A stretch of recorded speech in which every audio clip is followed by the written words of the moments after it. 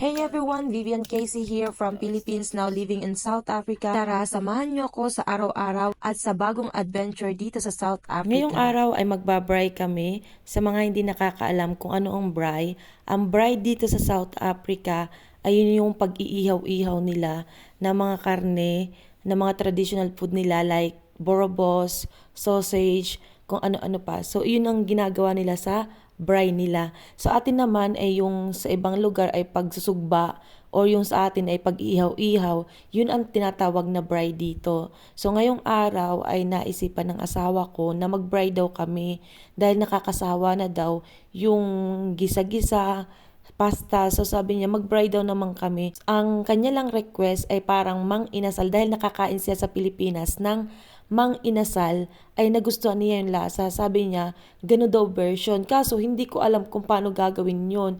So ang ginawa ko na lang dito ay nilagyan ko ng toyo, asukal, asin, paminta, lemon, tapos kaunting ketchup at garlic. Ganyan na lang ang ginawa ko. Kaso hindi ako sure kung magiging kalasa ba talaga siya ng mang inasal.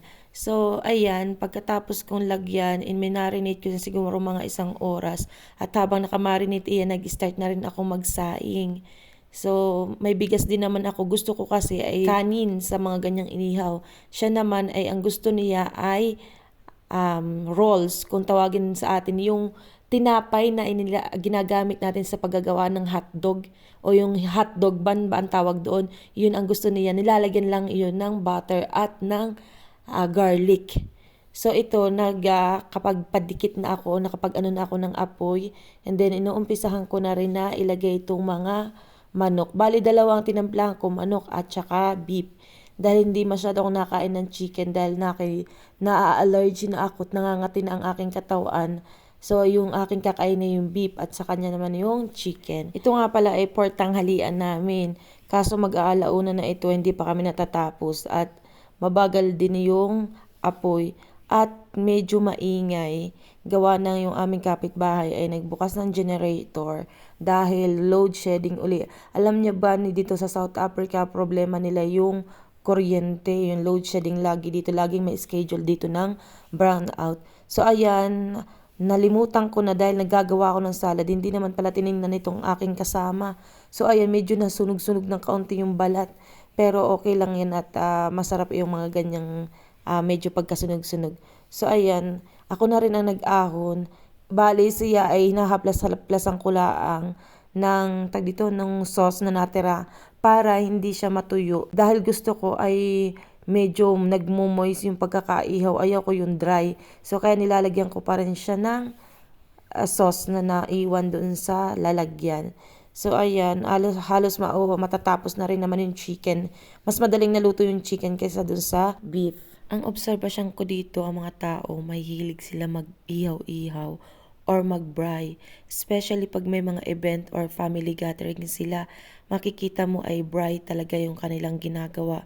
Nung kanilang borobos, beef, chicken, o kahit pa yung karning baboy, naggaganon sila. And then may mga inumin lang sila, na katulad ng ating sanmig, ganun sila dito mag-family event, talaga makikita mo yun. So ayan, naluto na pala yung beef. Medyo nasunog ng konti, pero masarap yung part na ayan at yung chicken, yun ang favorite ko. Gumawa rin pala ako ng chili garlic oil, para talagang kapartner nitong inihaw. So yung asawa ko hindi mahilig sa chili garlic oil. Tapos gumawa din ako ng salad. Yung cucumber at saka yung kamatis ay galing in sa garden natin. O di ba, napakatipid tayo. And then bumili din yung aking asawa ng Coke. So ayan, kanin agad. Kalahati ko agad yung yung kanin. At medyo may tutong, napakasarap na yan, tutong na yan, lalo na dito sa inihaw. Ay, naku, tingnan ninyo. Ay, sarap. Habang ako nag-e-edit, nilalaway uli ako. Parang gusto ko uli. Ayan, at yung salad, the best talagang ka-partner ng inihaw ay salad. At saka itong chili garlic oil. Nako, napakasarap, mag-ihaw na rin kayo dyan. Yan. Isaw-saw na natin. O, diba? Yeah, sarap. Unang subo, thank you Lord sa blessing. O, diba, napakasarap. Yung oil talaga na sumasama sa kanin, the best. Kahit oil lang ay ulam ay the best na talaga. At yung husband ko, sabi niya, The best daw, pero hindi kalasa nung hindi kalasa ng mang inasal, pero isa sa mga best version na ginawa ko sa chicken.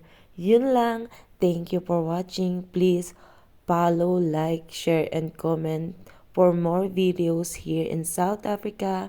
Bye!